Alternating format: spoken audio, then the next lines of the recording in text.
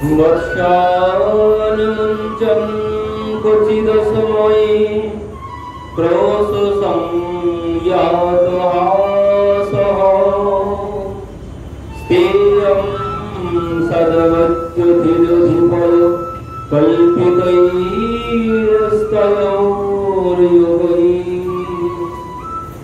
मर्कान् भक्षन् विभजति सचित् नास्ति भण्यों भिनत्ति द्रव्यो लाभे शगृहो कुपितो यात पत्रो शतो का।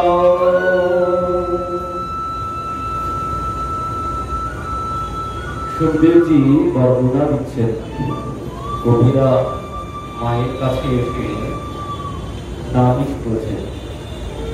এখানে একটি বিষয় আছে,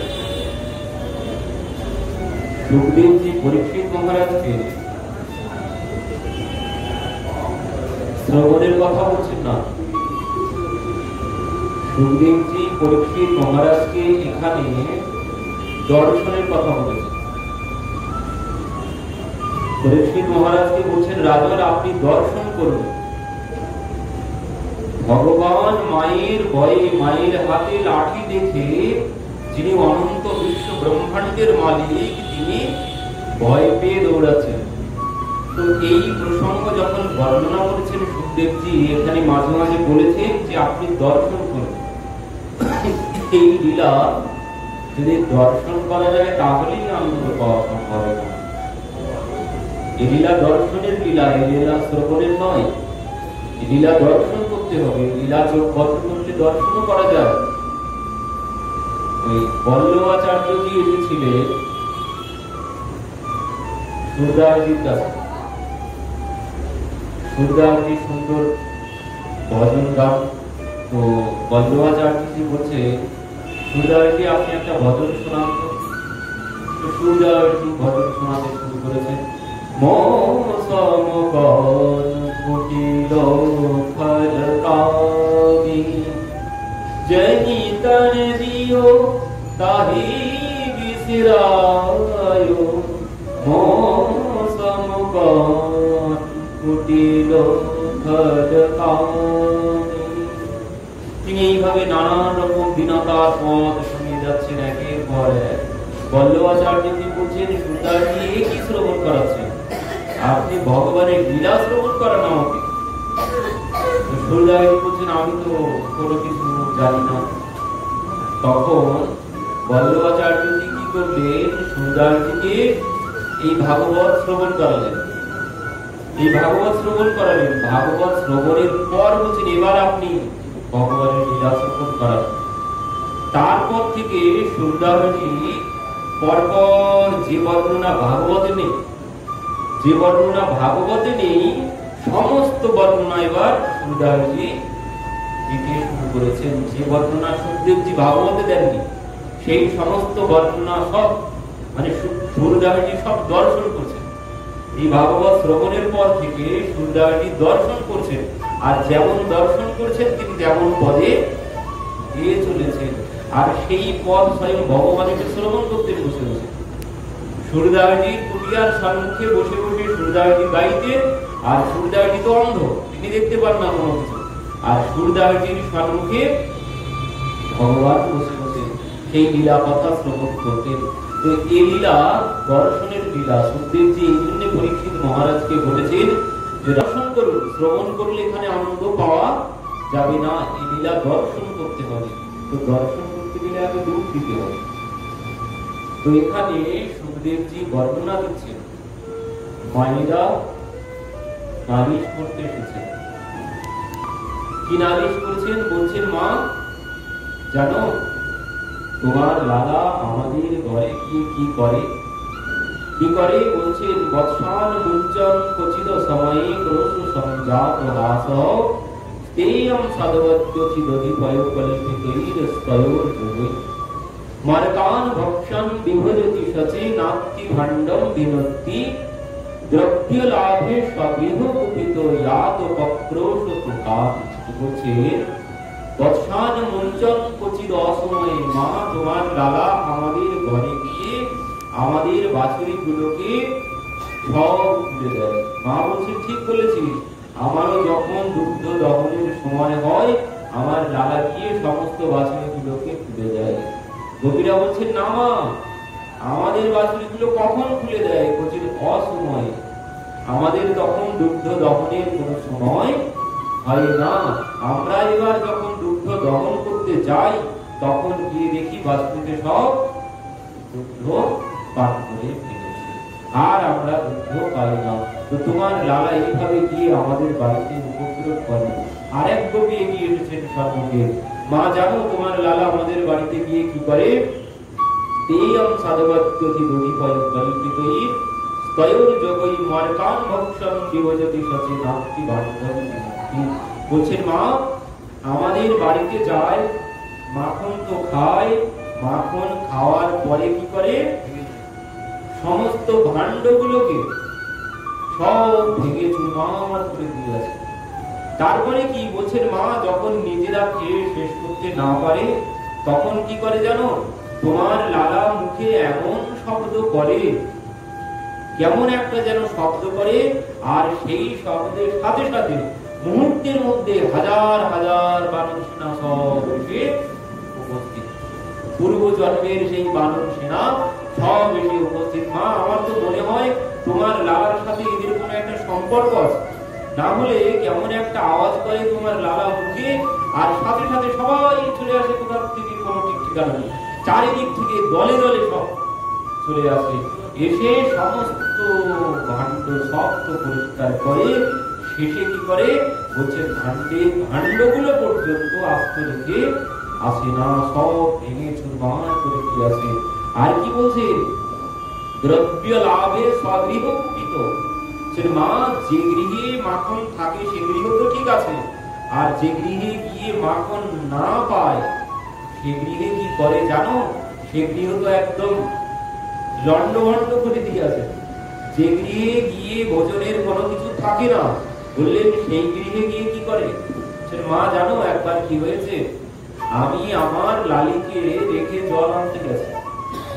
আমার ছোট্ট লালি 10-12 বছর বয়স, সে ঘুমাচ্ছে। আমি ভাবলাম এই সময় দিয়ে জলটা নিয়ে আসি যমুনার থেকে।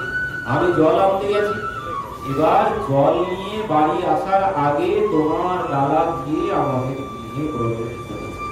আর সেদিন আমার ঘরে কোনো কিছু ছিল না। এখন আমার লালি ঘুমিয়েছিল, সমস্ত ঘর তো তন্ন তন্ন করে সব লন্ডভন্ড করেছে। শেষে আমার লালি যেখানে ঘুমিয়েছিল সেখানে গিয়ে কি করেছে জানো? কি করেছে?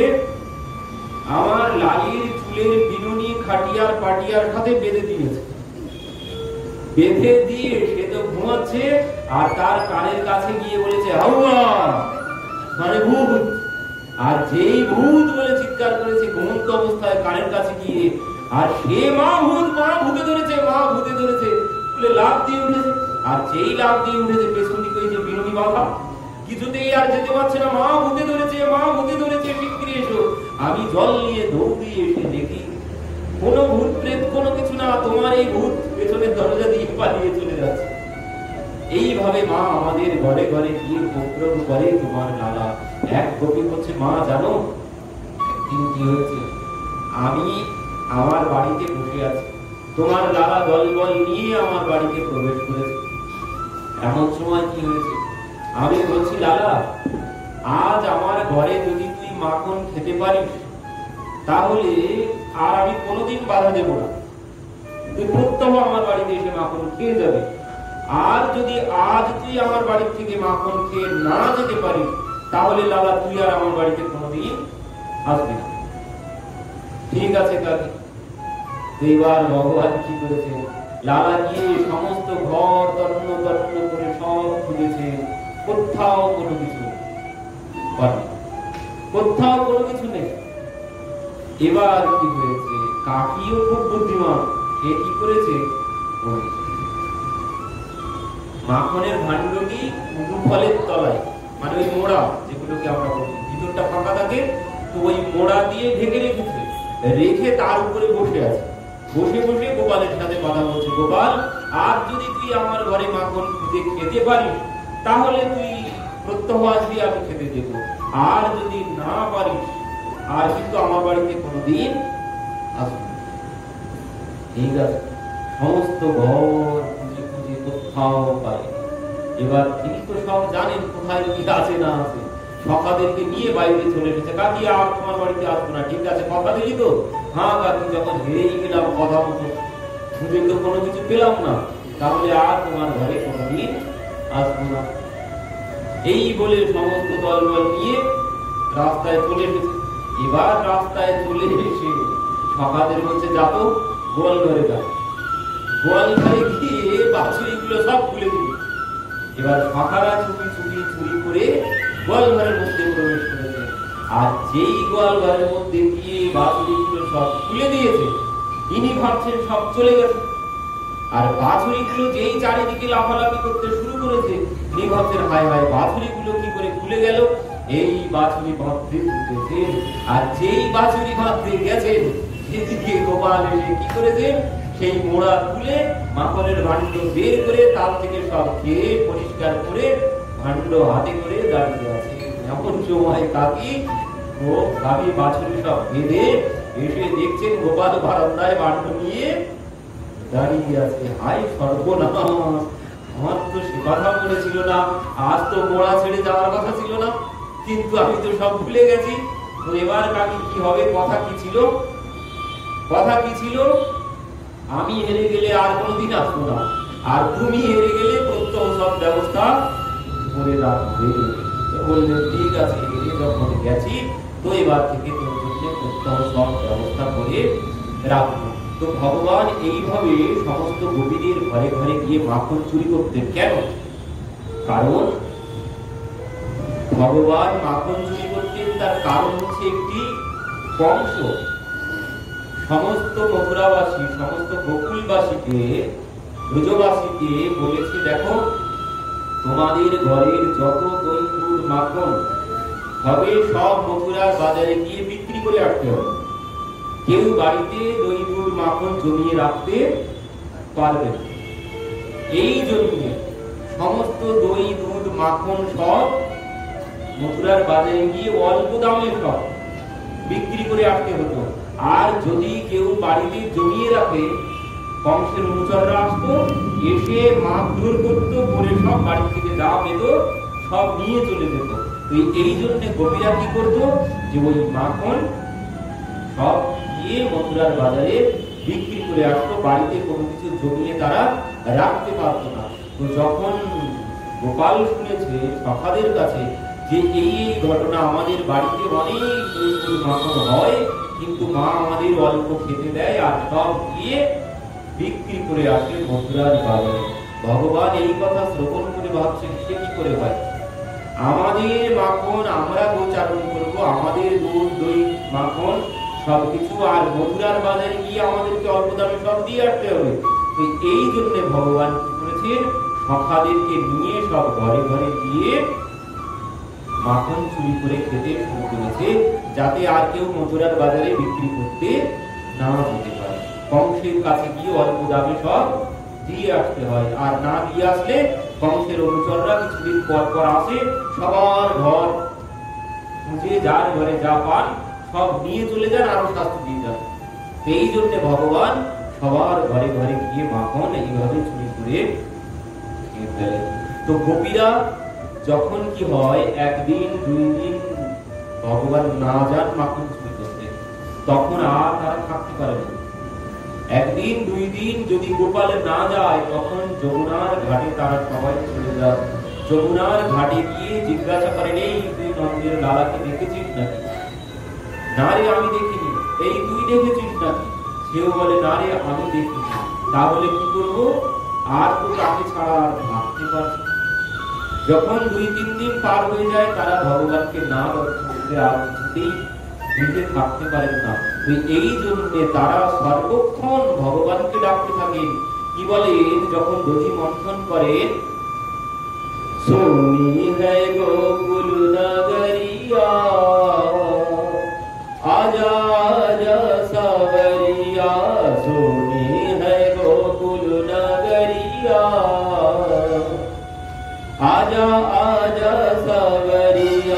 वृंदावन के तुम हो राजा, वृंदावन के तुम हो राजा, भक्तन को अब दरस दिखा जा, दरस दिखा जा, भक्तन को अब दरस दिखा जा, आके बाजा जा मुरलिया, आजा आजा सावरिया, सोनी है गोकुल नगरिया, आजा आजा सावरिया। এইভাবে তারা প্রত্যহ ভগবানকে ডাকতে থাকে, দধি মন্থন করেন আর ডাকতে থাকেন। কি বলেন? শুনি হে গোকুল নগরিয়া, মানে কি আমাদের ঘর সব ফাঁকা, গোপাল তুই ছাড়া আমাদের ঘর সব ফাঁকা, তুই এসে আমাদেরকে দর্শন দিয়ে যা। গোপাল আমরা তোকে ছাড়া আর এক মুহূর্ত থাকতে পারি না, আমাদের ঘর সব ফাঁকা ফাঁকা মনে হয়, আমরা কোনো কাজে আর মন দিতে পারি না। কি বলছেন? বৃন্দাবন কে তুম হো রাজা, ভক্তন কো আব দরস দিখা যা। বৃন্দাবনের তুমি রাজা, ভক্তদেরকে এসে তুমি দর্শন দিয়ে তাদের প্রাণ রক্ষা করো। আগে বাজা যা মুরলিয়া, তুমি এসে আমাদের বাঁশি শ্রবণ করিয়ে দাও। তো এইভাবে তারা ভগবানকে ডাকতে থাকে, কিছুতেই এক মুহূর্ত থাকতে পারে না, তুমি এসে আমাদেরকে দর্শন দিয়ে আমাদের প্রাণ রক্ষা করে দাও। এইভাবে তারা সর্বক্ষণ ডাকতে থাকে। আর না এলে তখন সবাই মিলে যমুনার ঘাটে গিয়ে যুক্তি করে যে তাকে তো দর্শন করতে দিতে হবে, আমরা থাকতে পারছি না, তাহলে এবার কে যখন আসেনি বাড়িতে গিয়ে দর্শন করতে হবে। তো বাড়িতে গিয়ে বাড়িতে যে যাবো তার জন্য তো একটা অজুহাত প্রয়োজন, তার জন্য একটা অজুহাত প্রয়োজন, তো কিভাবে যাব? তো সেই জন্য তারা যমুনার ঘাটে সেখানে বসে বসে এই নালিশ, কে কি নালিশ করবে সেটি তারা সবাই মিলে আগে থেকে ঠিকঠাক ভাবে আলোচনা করে নিজেদের মধ্যে, তারপর তারা সবাই মিলে যেতেন, গিয়ে এবার একের পর এক নালিশ মাকে করতেন আর লালাকে দর্শন করতেন। শুধু গিয়ে মাকে শোনাতেন না, মায়ের কাছে যেতেন, মায়ের কাছে যখন গিয়ে বলতেন, মা জানো তোমাদের লালা আমাদের ঘরে গিয়ে কি করেছে? তো কি করেছে? মা তোমাকে বলে কি হবে, আমরা এমন না, আমরা যে পেছনে এক কথা বলি সম্মুখে এক কথা বলি এমন না। কেউ কেউ আছে সম্মুখে গুণগান করে পেছনে গিয়ে দুর্নাম করে, আমরা এমন না, আমরা যা বলি সব সম্মুখেই বলি। তো ডাকো তোমার লালাকে, ডাকো, তার সম্মুখেই বলি। তো কানুয়া বাইরে আয়, তো কানুয়া এসেছে, এবার তারা দর্শন করছে আর একের পর এক নালিশ করে চলেছে। এক গোপী বলছেন, মা জানো কি করেছে? একদিন আমাদের ঘরে গিয়ে কি করেছে? বলছে, মা আমাদের ঘরে গিয়ে আমরা দুইজন ঘুমিয়েছিলাম, আমি আর আমার পতি দুইজন ঘুমিয়েছিলাম, আর তোমার লালা গিয়েছে, গিয়ে কি করেছে জানো?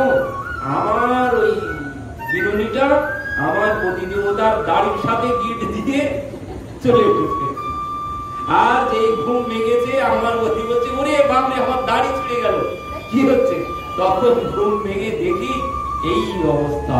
তো তোমার লালা আমাদের ঘরে ঘরে গিয়ে এইভাবে উপদ্রব করে। মা বলছেন, শোন তোরা এক কাজ করতে পারিস না, আমার লালা যখন তোদের বাড়িতে যায় তোরা গেলেই তো তাকে ওই বাটিতে বাটিতে করে মাখন ধরিয়ে দিতে পারে, সবার হাতে হাতে মাখন তো ধরিয়ে দিতে পারে, আর তাহলে ঘরে গিয়ে কোনো উপদ্রব করে না। বলছেন, মা তাও করে দেখেছি। তখন কি বলে জানো? তখন কি বলে? বলছেন, আমাকে কি তোমরা ভিখারি পেয়েছো? এই এক বাটি মাখন খেতে দিচ্ছ, তোমাদের যদি দরকার হয় আমার বাড়িতে চলে যেও, আমাদের বাড়ি থেকে নিয়ে এসো মাখন, তোমার যদি লাগে। গোপাল বুঝেছি, তাহলে তুই এত জমিদারের বেটা, তুই এত বড় লোকের ছেলে, তাহলে চুরি করে কেন খাস? চুরি করে কেন খাস? তখন কি বলে জানো? কি বলে? বলছেন, ও চুরির মালেই স্বাদ বেশি, মানে চুরি করে খেয়েই আনন্দ বেশি, দিলে খেয়ে তাতে আনন্দ পাওয়া যায় না। তো সুখদেব জি এই জন্য বর্ণনা দিচ্ছেন, কি বলছেন?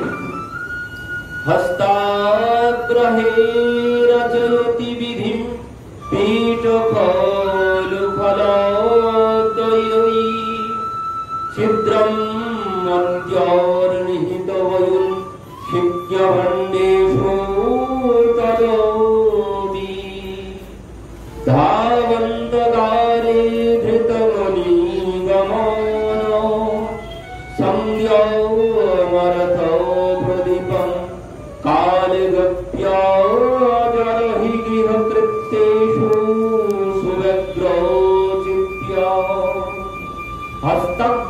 রচয়তে বিধিম পীঠ কৌলু ফলদ্বয়ী ছিদ্রম অন্তর্নিহিত বয়ন শিক্ষ ভাণ্ডেষু তদবিদ। মা বলছেন তোরা এক কাজ করবি, এবার থেকে মাখনের ভাণ্ডগুলো উপরে টানিয়ে রাখবি, যাতে আর এরা হাতে না পায়। উপরে সব টানিয়ে রাখবি, আর এরা কেউ খেতে পারবে না। তো বলছেন মা কি করে জানো, আমি রেখেছিলাম, এক কবি বাইরে রেখেছে সম্মুখে, বলছে মা আমি ওই সব উপরে টানিয়ে রেখেছিলাম। তো কি করেছে জানো তোমার লালা, ছিদ্রম অন্তর্নিহিত বয়ন শিক্ষ ভাণ্ডেষু তদবিদ। আমি শিকার মধ্যে ভাণ্ডগুলো সব উপরে টানিয়ে রেখেছি, আর তোমার লালা কি করেছে, ছিদ্রম অন্তর্নিহিত, মানে তার তলায় গিয়ে বড় লাঠি নিয়ে ছিদ্র করেছে। আর ছিদ্র করে ওই যে যার মতো ছিদ্র করে দিয়েছে, সব নিচে পড়ছে টপটপ করে, আর সব হা করে গিয়ে যে যার মতো দাঁড়িয়ে আছে। সব খাওয়া শেষ, ভাণ্ডগুলো খালি করে শুনছে, এমন ভাবে উপদ্রব করে। একবার কি হয়েছে জানো, আমি ভাণ্ডগুলো এত উপরে রেখেছি যেন আর কিছুতেই হাতে না পায়। তখন কি করেছে জানো, প্রথমে এর তো দল বলের কোনো অভাব নেই, প্রথমে নিচে 4-5 জন দাঁড়িয়েছে, তার পিঠের উপরে আরো 3 জন উঠেছে, তার পিঠের উপরে আরো 2 জন উঠেছে, তার পিঠের উপরে তোমার লালা উঠেছে। উঠে সমস্ত ভাণ্ড সব খেয়ে পরিষ্কার করে উঠেছে, খালি ভাণ্ডগুলো সব করে ছুটছে। আমি কয়েকদিন পরে দেখলাম, আমি ভাবছি অনেক উপরে ঝুলিয়ে রেখেছি, কোনো ব্যাপার নেই, আর কোনো অসুবিধা নেই।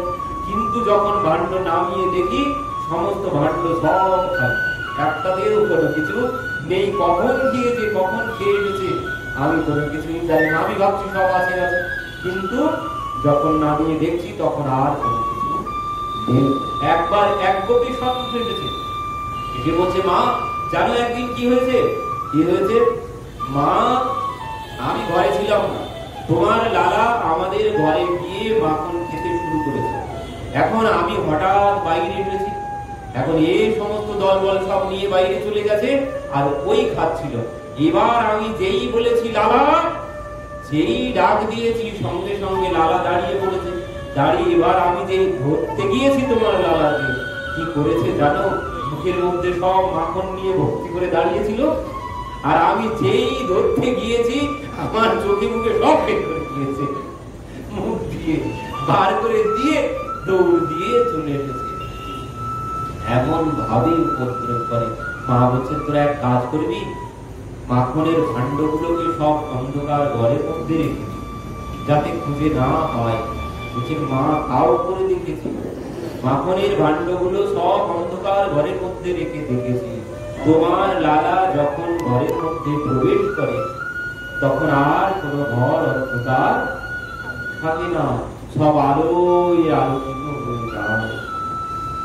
তো ওই যে হৃদয়ে ভবন প্রভু তোরা আয়ে বসে হে বহু চোরা, বলছেন প্রভু এই হৃদয়ে ভবন তো তোমারই, কিন্তু এখানে বহু চোর এসে বসেছে। কিন্তু তিনি তাকে যখন একবার বসাবো, তাকে যখন একবার এই হৃদয়ে ভবনে বসাবো, আমার ভিতরের সমস্ত অন্ধকার সব চলে যাবে, আলোর আলো হয়ে যাবে, আর কোনো অন্ধকার থাকবে না। এই মাখন চুরির তত্ত্ব কি? এই মাখন চুরির তত্ত্ব হচ্ছে ভগবান মাখন চুরি করতেন কেন? বলছে আমি চুরি করি তাদের মন, তাদের মন যাদের মনটা এমন মাখনের মতো নরম, এমন নির্মল, যাদের মনটা এমন মাখনের মতো নির্মল হয়েছে। নির্মল মন জন সো মোহে বাবা, মোহে কপট ছল ছিদ্র না ভাবা। আমার কপটতা ছল চাতুরি পছন্দ হয় না। যিনি নির্মল, যার মনটা এমন মাখনের মতো নির্মল, আমি তার মনটাকে চুরি করি, তার কাজটাই তো চুরি করা। ব্রজে বসন্ত্যম নবনীত চৌরম গোপাঙ্গনাম যদুকুল চৌরম অনেক জন্মার্জিত পাপ চৌরম চৌরগ্রগণ্যম পুরুষম নমামি। তিনি অগ্রগণ্য, চোরেদের মধ্যে অগ্রগণ্য মানে শ্রেষ্ঠ, সমস্ত চোরেদের মধ্যে তিনি শ্রেষ্ঠ। কি চুরি করেন? জীবের অনেক অনেক জন্ম ধরে যত পাপের রাশি আছে, সমস্ত পাপ রাশি তিনি চুরি করেন। যদি কেউ একবার এই দামোদর মাসে তার স্মরণ গ্রহণ করে, কারণ এই মাসে অল্প সহজে, অল্পতেই লাভ বেশি। এই মাস হচ্ছে ছেলের মাস, এ মাসে অল্পতেই বেশি পাওয়া যাবে, তো এই মাসে তার কৃপা অতি সহজে লাভ করা যায়। তো বললেন এ মাসে যিনি আমার শরণ গ্রহণ করবেন আমি কি করব? বলছেন তার এই জন্ম মৃত্যু চক্র থেকে এখনো মুক্ত হওয়ার সময় হয়নি। এই জন্ম মৃত্যু চক্র থেকে তার মুক্ত হওয়ার এখনো সময় হয়নি। কেউ জেলে আছে, 10 বছরের জেল হয়েছে, তো যেদিন ছাড়া পাবে সেদিন আমি হাতে ফুলের মালা টালা নিয়ে গিয়ে বললাম চলো আমি তোমাকে ছাড়িয়ে নিয়ে যেতে এসেছি, আমি তোমাকে ছাড়িয়ে নিয়ে যেতে এসেছি, কথা বলা কি ঠিক হলো? তার সেই দিনই ছুটি হবে। আমি সেই দিনই গিয়েছি, গিয়ে বলছি যে আমি তোমাকে ছাড়িয়ে নিয়ে যেতে এসেছি, তুমি কি ছাড়াবে? আমি তো এমনিতেই ছাড়া পেয়ে যাবো আজকে। বললেন তুমি যদি 2 বছর আগে এসে আমাকে নিয়ে যেতে তাহলে এই কথা বলতে পারতে। তো ভগবানও বলছেন যার সাজা পূর্ণ হয়নি, এখন অনেকবার জন্ম মৃত্যু চক্রে তাকে ঘুরে বেড়াতে হবে, কিন্তু এই দামোদর মাসে যিনি একবার এসে আমার শরণ গ্রহণ করবেন আমি তার সমস্ত কর্মবন্ধন সব আমি চুরি করে নিয়ে তাকে মুক্ত করে। এই হচ্ছে এই গাভী মানে বাছুরিগুলোকে ভগবান খুলে দেন, মানে উচিত অসময়ে তিনি অসময়ে খুলে দেন। বললেন এখনো সময় হয়নি, ছাড়া পাওয়ার এখনো সময় হয়নি, কিন্তু যে একবার এসে আমার কাছে শরণ গ্রহণ করবে আমি তাকে সমস্ত কর্মবন্ধন থেকে মুক্ত করে দিই। তো এই মাখন চুরির তত্ত্ব হচ্ছে ওই ভগবান তার হৃদয় চুরি করবেন যার হৃদয়টা মাখনের মতো নির্মল নরম স্বচ্ছ।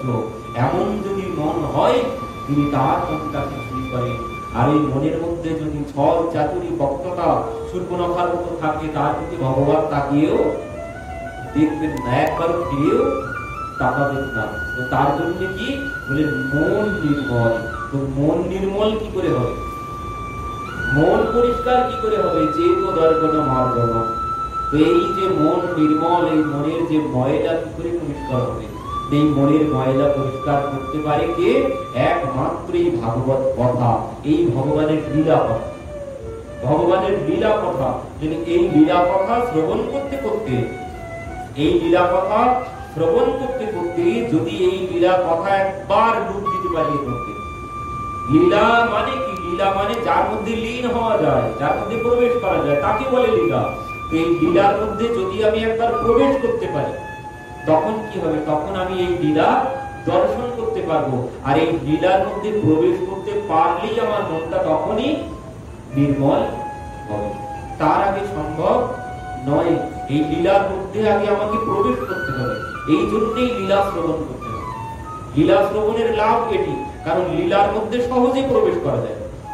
লীলার মধ্যে সহজে প্রবেশ করা যায়, দেখেন না সিনেমার মধ্যে সহজেই প্রবেশ করে যায়। তো ঠিক তেমন ভগবান এই মধুর মধুর লীলা করেছেন কি জন্য? যাতে আমার ভক্তরা এই লীলা শ্রবণ করে এই লীলার মধ্যে প্রবেশ করতে পারে। আর এই লীলার মধ্যে প্রবেশ করতে পারলেই তার মনটা নির্মল হবে। মনের মধ্যে এই ভাগবত কি পারে? ভাগবতের ক্ষমতা কি? বলছে গঙ্গা কি করতে পারে? গঙ্গা ভগবানের চরণ থেকে নির্গত হয়েছে, পতিতপাবনী গঙ্গা। আর এটি হচ্ছে জ্ঞান গঙ্গা, এটি ভগবানের মুখ থেকে নির্গত হয়েছে। পতিতপাবনী গঙ্গা চরণ থেকে নির্গত হয়েছে। তো বলেন পতিতপাবনী গঙ্গায় ডুব দিলে এই পর্যন্ত যত পাপ করেছি সব পাপ চলে যাবে। এই পর্যন্ত যত পাপ হয়েছে এখন যদি আমি ডুব দিই সব পাপ চলে যাবে। কিন্তু আগামীতে পাপ করবো না এমন কোনো গ্যারান্টি আছে?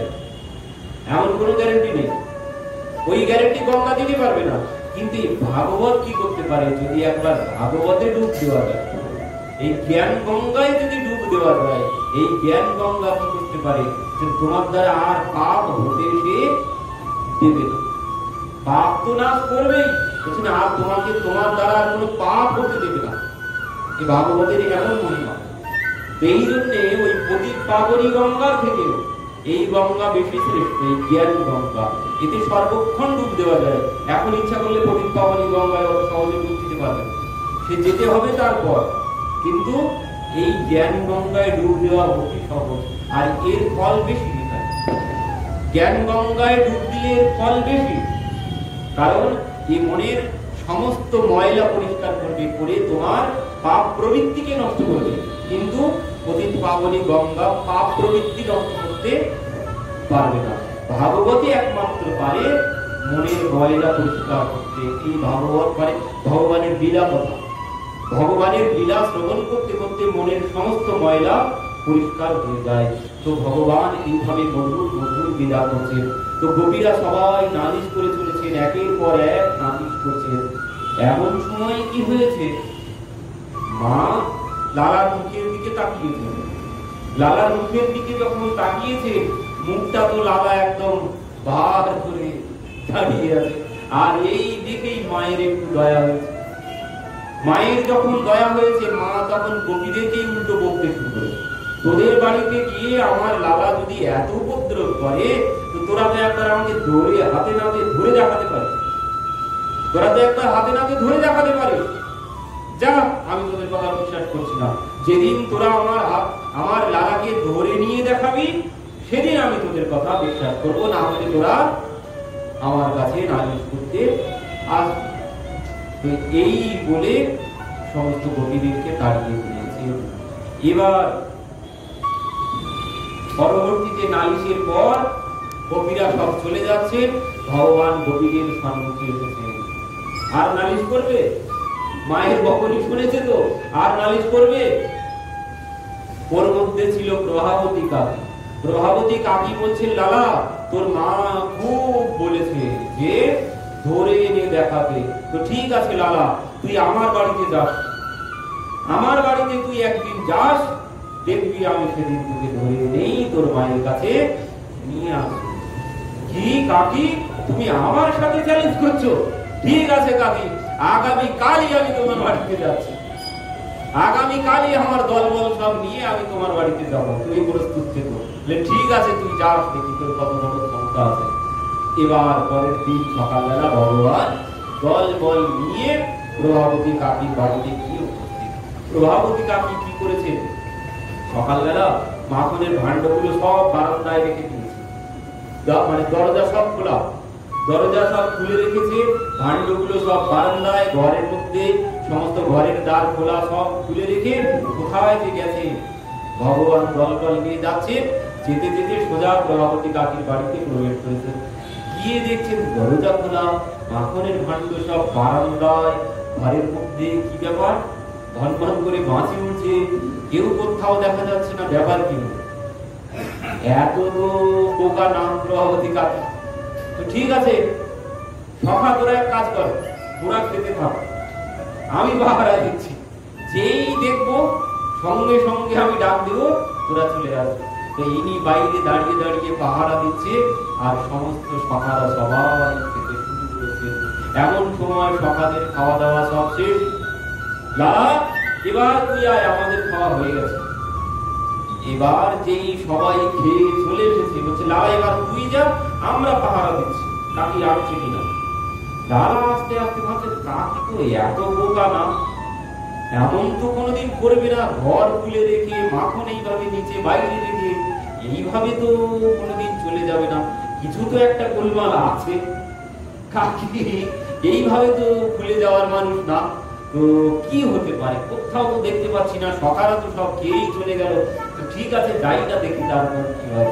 ভাবতে ভাবতে তিনি যেই ভিতরে গিয়েছে, ভিতরে গিয়ে যেই মাখনের ভাণ্ডের মধ্যে হাতটা দিয়েছে, প্রভাবতী কাকি কোথায় ছিল তার ঠিক ঠিকানা নেই।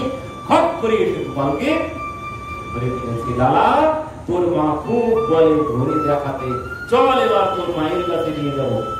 কাকি তুমি কোথা থেকে এখন আমাদের বাড়িতে? তোদের বাড়িতে মানে? এই তো, এটা তো আমাদের বাড়ি, তুমি এখন আমাদের বাড়িতে কোথা থেকে এলে? তোদের বাড়িতে মানে কি বলছিস তুই? কেন কাকি, এটা তো আমাদের বাড়ি। তোদের বাড়ি? একটু ভালো করে দেখ, তোর পাগলামি আমি অনেক বুঝেছি। আর না, তোর সাথে আর আমি পাগলামি করছি না। তুই একটু ভালো করে দেখ কার বাড়ি। কেন কাকি, দেখো দরজা একদম আমাদের মতো, এই দেখো ঘরের দরজার পর্দাটাও একই রকম আমাদের মতো। আর আমাদের ঘরে কোনোদিন দরজা লাগানো থাকে না, সর্বক্ষণ খোলা থাকে। তো আমি ভেবেছিলাম আমাদেরই ঘর, মন্দিরও সংখ্যায় বলছেন, আমি এই সংখ্যায় এই ঘরে প্রবেশ করেছি, আমি ভেবেছি এটা আমাদেরই ঘর। কিন্তু এখন দেখতে পাচ্ছি বড় ভুল হয়ে গেছে কাকি, এটা তো তোমাদেরই ঘর। কাকি বলছে, হ্যাঁ চল এবার তোর ঘর দেখো। এই বলে টানতে টানতে এবার বাড়ি নিয়ে যাওয়ার চেষ্টা করছে। ভগবান বলছে, কাকি শোনো, করেছি আমি চুরি, এর মধ্যে তুমি আবার মাকে টানছো কেন? শাস্তি দিতে হয় তুমি আমাকে দাও। কাকি শুনে বলছে, বাপ সুযোগ তো পেয়েছি, ঠিক আছে। তো এবার কাকি হাত ধরে রেখেছে, হাত ধরে রেখে চারিদিকে দরজা জানলা সব বন্ধ করেছে, টানতে টানতে নিয়ে নি, হাত ছাড়েনি। তো বলছে, লালা ঠিক আছে, তোর মায়ের কাছে তোকে নিয়ে যাবো না, তুই এবার নাচ দেখা দে, তুই এবার নাচতে থাক। তো এবার গোপাল নাচতে শুরু করেছে। কাকি বসে বসে নাচ দেখছে। কিছুক্ষণ পর ওদিকে বাইরে সখারা সব লাইন দিয়ে দাঁড়িয়ে আছে। গোপাল ভালোই নাচ হচ্ছে, নাচতে থাক। গোপাল বলছে, কি আর করবো, তোরা তো সব খেয়ে দিয়ে চলে গেলি আমাকে একা ছেড়ে, এখন নাচা ছাড়া তো আমার আর কোনো উপায় নেই। তো নাচ গোপাল, খুব সুন্দর হচ্ছে। গোপাল নাচছে। এমন সময় কাকিকে বলছে, কাকি অনেক তো নাচ দেখালাম, এবার ছেড়ে দাও। কাকি বলছে, না এখনো আমার মন ভরেনি, এখনো নাচতে হবে।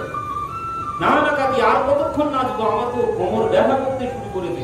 ঠিক আছে চল, তোর মায়ের কাছে নিয়ে যাচ্ছে। না না না, কাকি নাচছি, কাকি নাচছি বলে আবার পুনরায় নাচতে শুরু করেছে। কয়েকবার এমন করতে করতে ভগবান বলছে, বুঝতে পেরেছি কাকি, ও তোমার মন কিছুতেই ভরবে না। তো ঠিক আছে, তুমি চলো, মায়ের কাছে নিয়ে চলো। কাকি বলছে, ঠিক আছে চল। নাচও দেখে নিয়েছে, এবার মায়ের কাছেও নিয়েও যাচ্ছে।